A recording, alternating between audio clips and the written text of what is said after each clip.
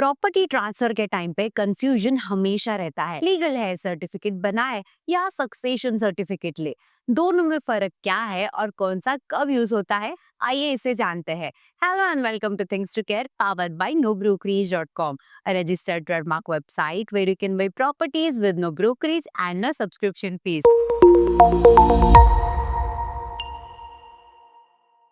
आज हम क्लियर करेंगे एक बहुत ही मिसअंडरस्टूड टॉपिक को, legal heir certificate versus succession certificate. क्या फर्क है दोनों में, कब चाहिए होता है और कैसे मिलता है। आज के एपिसोड में हम कवर करेंगे इन दोनों सर्टिफिकेट्स का बेसिक मीनिंग क्या होता है, कौन सा सर्टिफिकेट कब यूज होता है, bank accounts, property, court cases, क्या फर्क है लीगल वैलिडिटी और पावर में, दोनों के एप्लीकेशन प्रोसेस क्या है, कॉमन मिस्टेक्स और थोड़े बायस टिप्स, और एंड में एक बोनस टिप भी है, किस सिचुएशन में कौन सा सर्टिफिकेट लेना चाहिए। तो अगर आप भी ऐसे सिचुएशन में रहे हो तो ये वीडियो एंड तक जरूर देखना। सबसे पहले देखते हैं कि लीगल हेयर सर्टिफिकेट क्या होता है। लीगल हेयर सर्टिफिकेट का पूरा मीनिंग और यूजेज देख लेते हैं। तो लीगल हेयर सर्टिफिकेट एक बेसिक आइडेंटिटी डॉक्यूमेंट होता है जिसमें लिखा होता है कि डिसीज्ड पर्सन के सर्वाइविंग फैमिली मेंबर्स कौन कौन है। ये सर्टिफिकेट जनरल पर्पसेस के लिए यूज होता है, जैसे पेंशन क्लेम करना, इलेक्ट्रिसिटी और गैस कनेक्शन ट्रांसफर करवाना, इंश्योरेंस अमाउंट लेना, प्रॉपर्टी ओनरशिप वेरीफाई करना। नॉन डिस्प्यूटेड केसेस में इसका काम होता है फैमिली ट्री वैलिडेट करना कि डिसीज के बाद कौन नेक्स्ट लीगल फैमिली मेंबर्स है। ये सिंपल लगता है, लेकिन इसके बाद आता है सक्सेशन सर्टिफिकेट, जिसका रोल थोड़ा अलग है और ज्यादा पावरफुल भी होता है। तो अब देखते हैं सक्सेशन सर्टिफिकेट। अब ये एक लीगल डॉक्यूमेंट होता है जो कोर्ट से मिलता है। इसका काम होता है किसी डिसीज्ड पर्सन के मूवेबल एसेट्स जैसे bank account, fix deposit, shares और बॉन्ड्स, इंश्योरेंस के क्लेम का लीगल राइट देना। अगर किसी पर्सन ने विल नहीं बनाई है और उनका पैसा बैंक में या इन्वेस्टमेंट्स में पड़ा है तो सक्सेशन सर्टिफिकेट लेना जरूरी होता है, ताकि कोर्ट डिसाइड करे कि राइटफुल हेयर कौन है। दोनों का रोल तो क्लियर हो गया है, लेकिन कंफ्यूजन ये होता है कि इनमें फर्क क्या है। तो अब देखते हैं इन दोनों में फर्क क्या है। सबसे सिंपल लैंग्वेज में लीगल हेयर सर्टिफिकेट बताता है कि डिसीज्ड के लीगल हेयर्स कौन है। सक्सेशन सर्टिफिकेट ये बताता है कि कौन से हेयर मूवेबल एसेट्स क्लेम कर सकता है और कोर्ट उनको लीगल पावर देता है। लीगल हेयर सर्टिफिकेट ज्यादातर एडमिनिस्ट्रेटिव यूज के लिए होता है, जो लोकल रेवेन्यू अथॉरिटी देती है।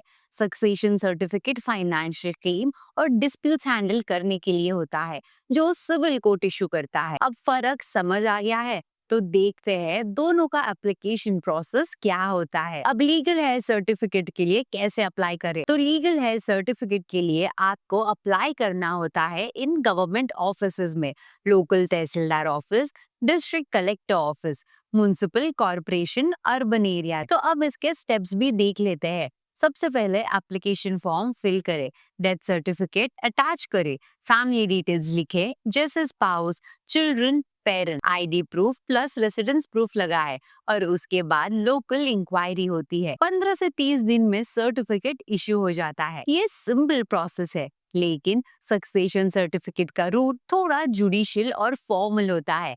अब देखते हैं कि सक्सेशन सर्टिफिकेट के लिए कैसे अप्लाई करें। सक्सेशन सर्टिफिकेट के लिए आपको जाना पड़ता है लोकल सिविल कोर्ट या डिस्ट्रिक्ट कोर्ट में। इसके स्टेप्स है, एप्लीकेशन ड्राफ्ट करवाना पड़ता है एडवोकेट के थ्रू, कोर्ट में एप्लीकेशन फाइल करना पड़ता है, कोर्ट नोटिस पब्लिश करता है न्यूज़पेपर में, ऑब्जेक्शन विंडो खुला रहता है 30 to 45 डेज तक। अगर ऑब्जेक्शन नहीं आया तो हियरिंग के बाद सर्टिफिकेट इश्यू हो जाता है। इस प्रोसेस में 2 से 6 महीने तक लग जाते हैं और कभी कभी 1 साल भी लग सकता है। साथ ही कोर्ट फीस भी लगती है, which is usually 3 to 5% of the claim amount. अब समझते हैं कि सर्टिफिकेट को कौन से केस में लेना बेस्ट होता है। अब देख लेते हैं कि किस सिचुएशन में क्या चाहिए होता है। अगर आपको पेंशन क्लेम करना है, प्रॉपर्टी म्यूटेशन करवाना है, नॉन डिस्प्यूटेड केसेस में स्कूल या कॉलेज में फैमिली प्रूफ दिखाना है, तो लीगल हेयर सर्टिफिकेट काफी है। लेकिन अगर बैंक बैलेंस या एफडीज क्लेम करने हैं, म्यूचुअल फंड्स, शेयर्स ट्रांसफर करने हैं, इंश्योरेंस की मैच्योरिटी अमाउंट लेनी है, कोई और क्लेमेंट हो या अगर डिस्प्यूट हो तो सक्सेशन सर्टिफिकेट मैंडेटरी है। दोनों का रोल क्लियर हो गया है, तो अब बात करते हैं थोड़े मिस्टेक्स की जो लोग कर देते हैं। अब देखते हैं थोड़े कॉमन मिस्टेक्स जिनको अवॉइड कर सकते हैं।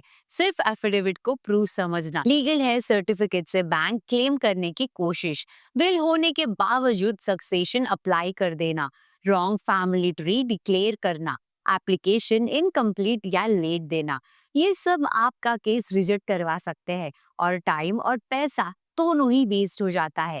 इसीलिए अब एक बोनस टिप में देखते हैं, एक सिंपल गाइड जो हेल्प करे कि कौन से सर्टिफिकेट कब लेने हैं।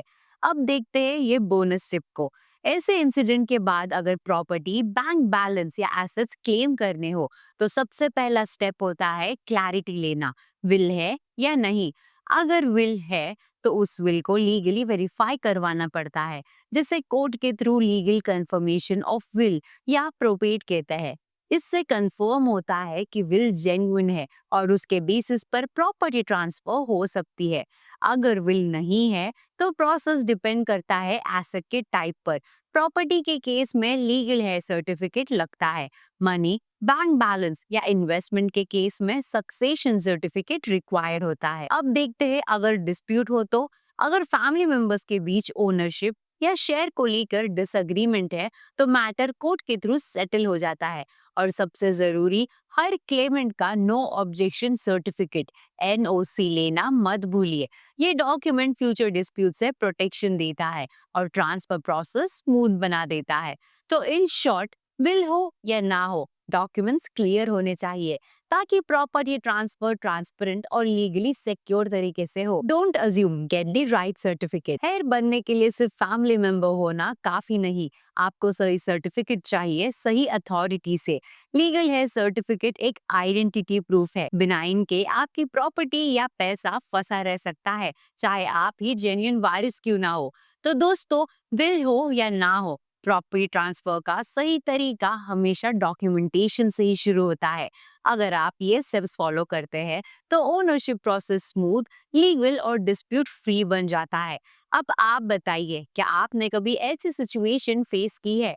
कमेंट में हमें जरूर अपने ओपिनियंस बताइए। और अगर आप कभी फ्लैट लो और किसी रीजन से बुकिंग कैंसिल हो जाए तो हमारा previous episode stamp duty refund rules जरूर देखें, लिंक डिस्क्रिप्शन में दी गई है। अगर वीडियो इंफॉर्मेटिव लगा हो तो लाइक और शेयर जरूर करें और ऐसे ही ऑथेंटिक रियल एस्टेट इनसाइट्स के लिए सब्सक्राइब करें novrokerage.com के ऑफिशियल यूट्यूब चैनल को। और हाँ, बेल आइकन दबाना ना भूले ताकि हर नया अपडेट आप तक सबसे पहले पहुंचे। जुड़े रहिए थिंग्स टू केयर के साथ, जहां हम बात करेंगे एक और टॉपिक पे जो हर होम बायर के लिए इक्वली इम्पोर्टेंट है।